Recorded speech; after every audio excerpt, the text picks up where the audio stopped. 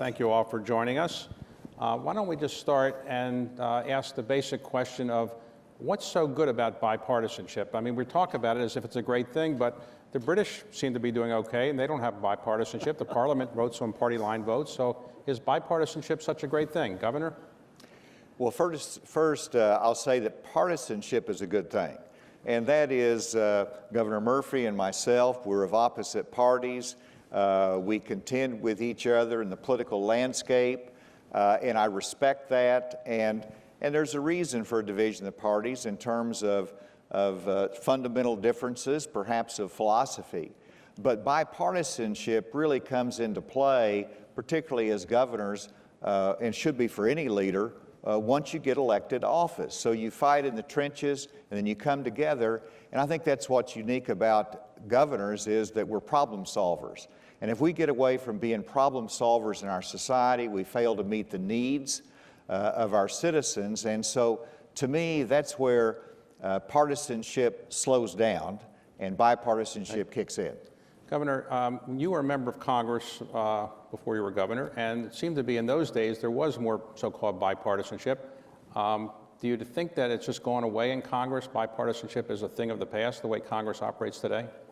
You know, that's a great question, and I spent some time thinking about it because we have a number of governors that spent time in Congress as well. And I go way back, and through our country, we've had some real fights in Congress, sometimes physical fights. So there's always passion. And I went through the President Clinton's administration. I've served in a couple different administrations, but Congress, when I went there, and it was 20 years ago, we had bipartisan get-togethers. We went bipartisan retreats as a freshman member of Congress. We sat there with Democrats and we tried to figure out things that we could work on together. That no longer happens. And so what's unique about the National Governor Association is that we're here together, we spend time together, and that builds a relationship that crosses party lines. I think that's very important in Congress and at the federal level, and we're just not seeing that right now. So, Governor Murphy, you were a partner at Goldman Sachs. Was that a bipartisan place? What were the politics like there? That's all we talked about. Yeah, I'd say it was a bipartisan place, and I want to answer, David, your first question. I think too often we think of this as an either-or equation. Either you can be strongly partisan. You know, I'm a Democrat. I know why I'm a Democrat. I'm proud to be a Democrat. But it's not as though you have to give up your principles in order to find common ground. And I think the NGA embodies that. We just had a discussion on infrastructure, which I thought, Asa, was really good across the whole spectrum. And so it's a false choice. So when you were ambassador to Germany, appointed by a Democratic president, did you say, I will treat the Democrats that come over better than the Republicans that came over, or it didn't work that way? No, I'll tell you an interesting story. Thanks largely to John McCain, who was still alive and well, who really led for really decades congressional delegations, particularly as it relates to security matters. John would bring over a bipartisan group, but always led by him. It used to be McCain, Lieberman, Kerry. Joe was out of the Senate. Kerry was then moving to Secretary of State. Disproportionately, the Codels were Republicans. They just traveled a lot more, at least then. I hope that's changed as it relates to my party, but at least then that was the case. Another interesting aspect is there was a presidential election, Barack Obama re-election versus Mitt Romney during my time there. And I've said this, and I think it's true. I spent a lot more time telling people about Mitt Romney than I did about Barack Obama, because you can't just represent half your flag. You got to represent the whole country, and that's again, I think the right thing to do. So, Governor Hutchinson, in your state, the Republicans dominate the legislature. I think you have, 90% or so of the seats. So, do you really need to be bipartisan in your state? Because you can just get anything you want done without going to the Democrats. So what do? You say to the Democrats, goodbye, we don't really need you, or sometimes you call them up and say, we'd like you to support this?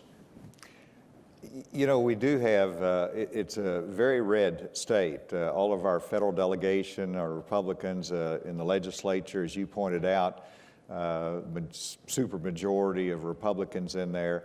And the answer is, I have a lot of friends that are on the Democratic side, and they vote with me many times.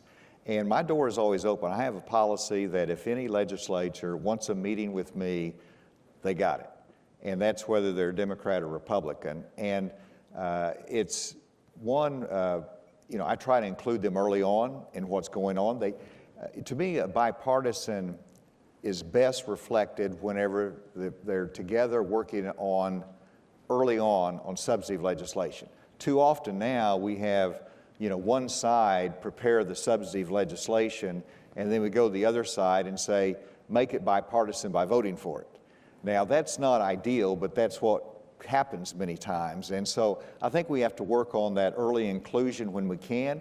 If there's just, you know, like tax cuts is probably a good example. You know, we were miles apart to begin with, but what I did on the Democrat side is I briefed them, I brought them in, I listened to their concerns, so it is an open door. So, Governor, in your state, you are about 60% Democratic in the legislature or something like that. Yep. So do you have to work with the Republicans to get things done, or you can basically say, well, thank you, but we don't really need your votes? Yeah, it depends, but we always want to. You know, the minority leader was at my inauguration last week. That meant a lot. Chris Christie was at my inauguration last week. So it's a pretty blue state, no question about it, but it's got a strong heritage on the Republican side.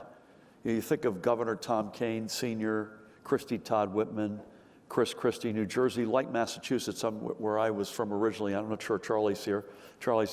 A similar state, right? Pretty blue, but a tradition of pretty frequently electing Republican governors, and Charlie's a good example of that. So we try our best to work across the aisle. Sometimes it works and sometimes it doesn't. I think Asa said this earlier when we were on Meet the Press. Let's be clear-eyed about the fact that we're not always going to agree, and that we're going to get down and get at it. But that doesn't mean you cannot find common ground on a good list of stuff. So when you were in high school, did you say to Governor of Massachusetts, you get elected governor as a Republican, I'll get elected governor as a Democrat, and we'll see how we can work together? I don't recall saying that, but I don't believe in high school I knew I would end up in New Jersey. So that was a wrinkle that I would not have foreseen. So, Governor Hutchinson, right now it is said that money is the biggest problem in terms of eliminating bipartisanship, because people have to raise money, so they appeal to the far left, to the far right. Is that a big factor, the need to raise money constantly for members of Congress or governors? Well, it is the milk of politics, and so you do have to raise money, and you spend a lot of time on it. And it's changed a little bit because now there's so many small donors, which is exactly what we've always wanted to do in American politics. But to fuel the small donors, you have to be more red meat. You have to feed the base, and so that is a challenge. But I would point more not to the money side of politics, but it's the social media side of politics that I assume that they're related. But what social media has done is taking the humanity out of relationships.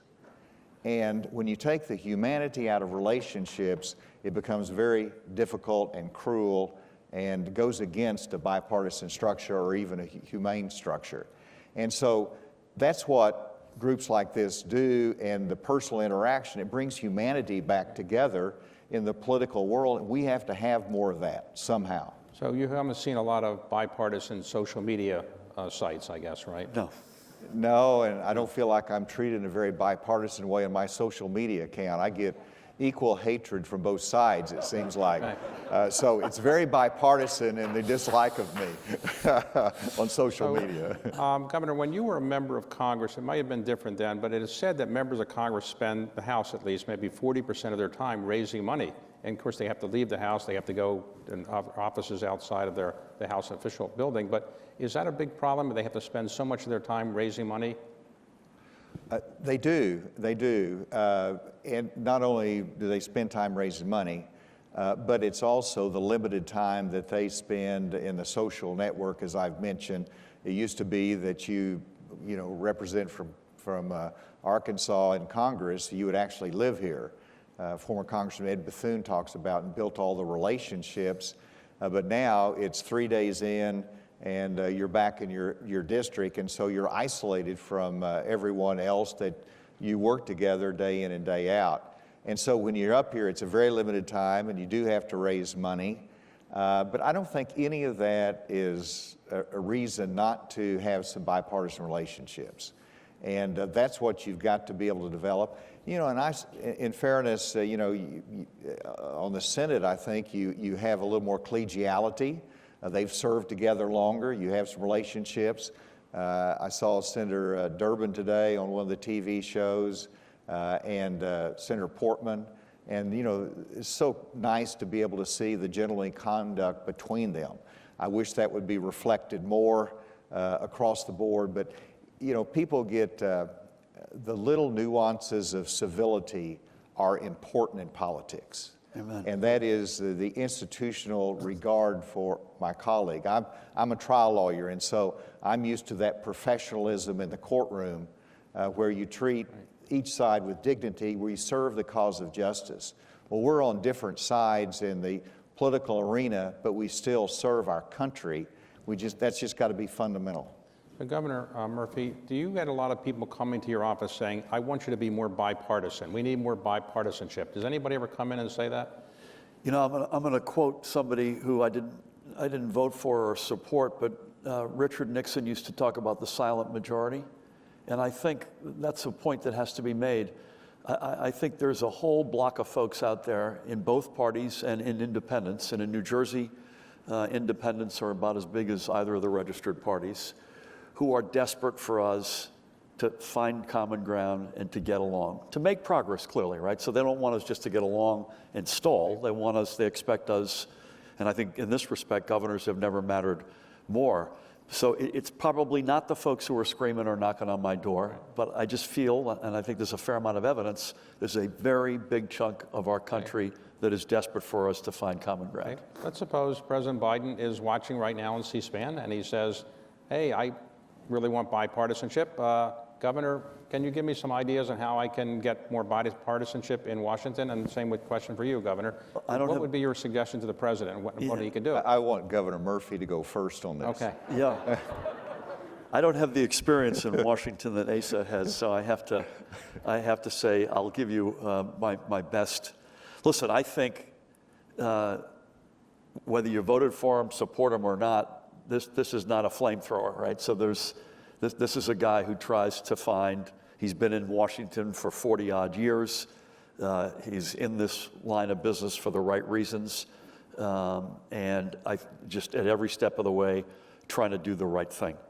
I can't give you any insight as to what's going on behind the curtain, but I'll give you an example. I was honored to be invited to the farewell dinner for Chancellor Angela Merkel in July. 25 people, one table, and this is the president's invitation. Mitch McConnell on one side. I've got Kevin McCarthy beside me, in addition to members of military, Secretary Clinton, General Colin Powell, sadly passed not that long after it. The byplay in that room between Senator McConnell and the president, as an example, I think there is a real desire, and I believe and hope that it's returned, to find common ground. And the infrastructure session that we just had, which was a bill passed with a very significant bipartisan majority, seems to me to be a model. Let's try to use that as a model and put some more runs on the board. Okay, Governor, how'd I do? What would you tell the president he should do? When you look at the president, first of all, I got to know then Senator Biden. When he was senator, I was in the House. And then subsequent to that, I was the head of the DEA in the Bush administration. And then Senator Biden asked me to come to Delaware and to do an event on drug policy. We did that together. And so I knew him as working across the aisle in a bipartisan way, and I knew his heart for criminal justice. So I got to see him in that venue, and then I see him as president, and I just see him driven by a base. And I think, like when he went down to Atlanta and spoke, he tried to fire up the base. And so there's limitations. You've got to even be more careful as president versus whenever you're in the House or the Senate. And it's more important in that regard. So I would urge the president to really use the tone out there that reflects civility and bipartisanship across the board. And I think that would be helpful. But also, what's the biggest policy initiative? I mean, right now he's trying to do is build back better, you know, the social spending program that's not going to go anywhere. I think bipartisanship is that if there's one granular part of that Republicans might have an interest in, you know, work on that side of it, you know, break it down. And I think if you want to get things passed, you've got to include the minority view early on in that process. So Governor Murphy referred earlier to a congressional delegation that Senator McCain used to lead. When you were a member of Congress, did they have congressional delegation trips they called CODELs, where members of Congress go around the world? They were called junkets by people that didn't like them, but I was told that's where members of Congress got to actually bond with each other, and Democrats and Republicans actually socialize a little bit with others. Do you think that's a mistake to have eliminated them largely? No, I think the NGA ought to be starting GODELs, governors' delegations that... I strongly endorse this. Yeah, and of course, for the public benefit, we're not going to do that. But the CODELs were very important in Congress because, one, they had to be bipartisan. You could not go as 3 Republicans or 4 Democrat members on a trip. It had to be bipartisan. And then, one, you're doing important work, but you're doing it together, but you also have, you know, some social side to that because you have diplomatic work to do overseas. So, you know, it was very beneficial. I was on the Intelligence Committee, and I'll never forget some great trips that we went on a bipartisan way, looking at intelligence issues across the globe, and those relationships continue. So, Governor Murphy, you're going to be the new chairman of the NGA, is that right? So nobody is saying to stop the steal or anything. There's none of that, right? It's everybody said it's uncontested. Is that right? My election as vice chair is being contested by some, but I hope to. No, I'm kidding. God willing, David. Okay. May I just say one other thing on the CODELs, particularly in matters of security? So I would think intelligence, defense, diplomacy. McCain was the gold standard, and that role that he plays or played, we suffer from his no longer being on the stage.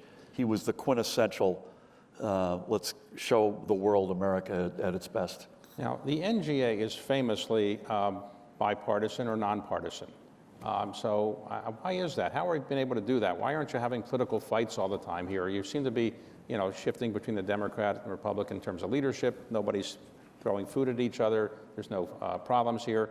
What is the secret to the NGA being so nonpartisan or bipartisan?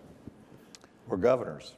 I mean, we have practical problems that we have to solve every day. And it might be getting bridges built. It might be fighting the pandemic. It is computer science and education that we're emphasizing. None of those issues are, you know, influenced by partisan politics. Now, we always have some different approaches there and maybe different ways to do about it, but there's so much we can agree upon, first of all. But everything I just said, you can agree upon at the national level as well. Yeah. And so there's nothing unique about governors other than the fact that we have to get things done. And we have to lead, and people hold us accountable for results. And if you're held accountable for results, truly, then you are going to be working more across the aisle. So when you're a governor, people come to see you all the time. It is said that when you're a president, people say they're going to say certain things to the president. When they get in the Oval Office, they're afraid of saying it because they're intimidated. But people come into the governor's office, are they intimidated with telling you what they really think, or do they just kind of soft pedal the message? David, I live in New Jersey. What do you think? Well, probably not that much soft pedaling. No punches are pulled. Okay. So when you go to see the president and you give him some advice, do you pull your punches or you say, this is what you got to do or otherwise you're in trouble? You don't say that?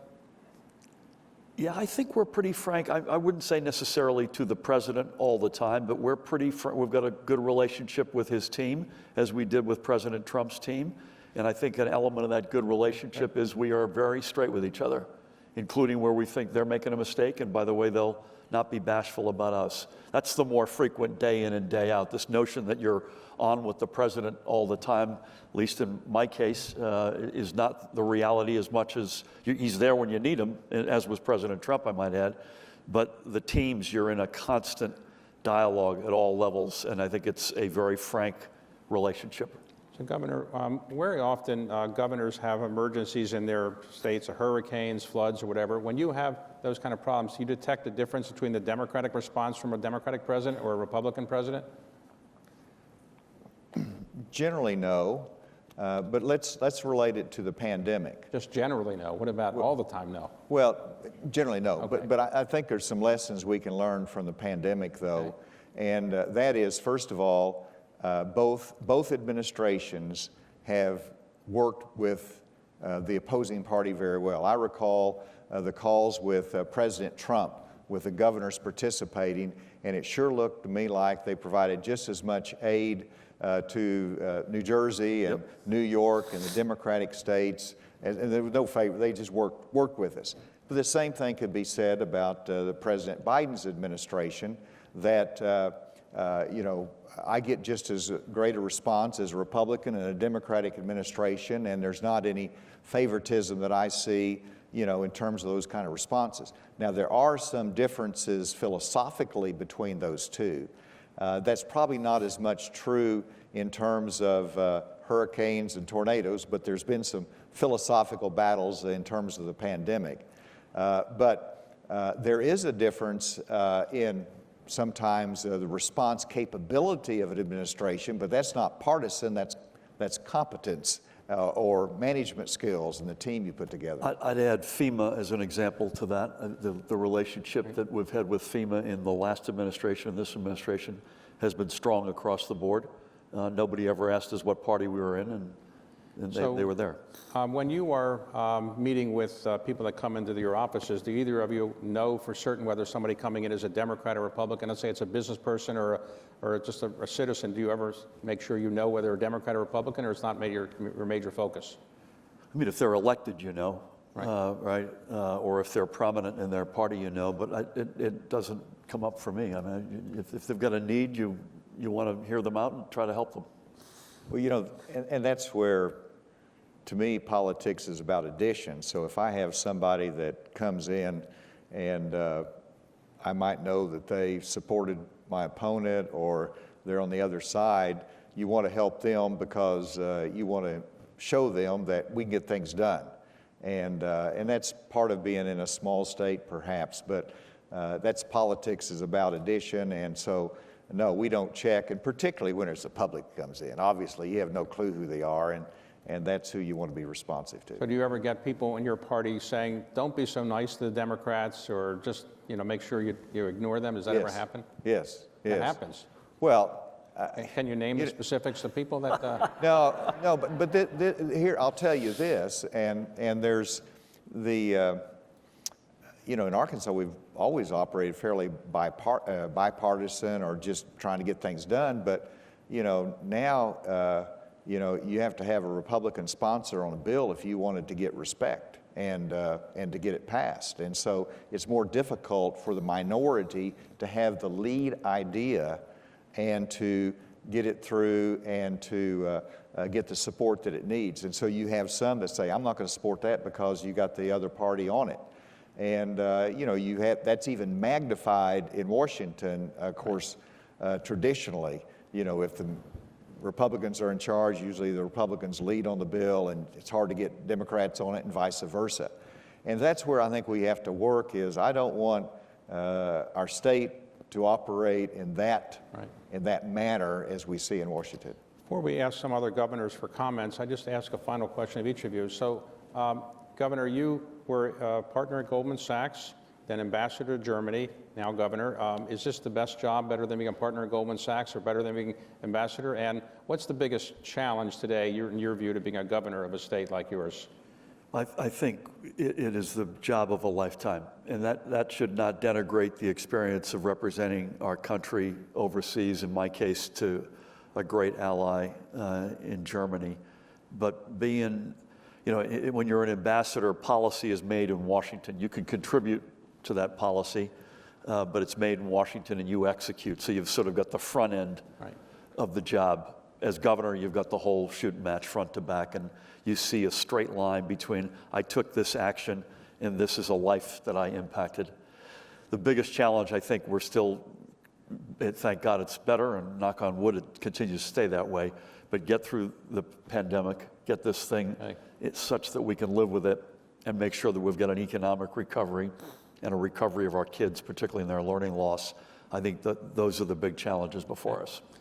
Governor, so this is the best job you've ever had, and is there anything that you think is, you could do better than you're doing now in terms of being more bipartisan? Well, first of all, being governor is the best job, but also contrasted, as Phil has said, that, I've been in appointed positions in the administration.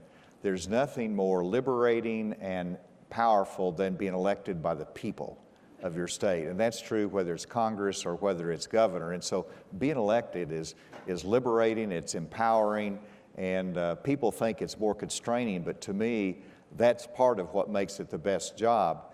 And then, of course, you can get things done. So governor is, one of the best jobs in America. In terms of, how we can do things better, I think it is just simply working at it and providing leadership, as these governors do, that we set the example, we set the pattern, people follow us, and we need more leaders that reflect the values of the NGA. And as I was pointing out a minute ago, if there's a good idea out there that one of my colleagues from across the aisle have, I want to be able to take it and put it in Arkansas. It doesn't have to have a Republican label on it, and I think we ought to be idea-driven, and that's my lesson.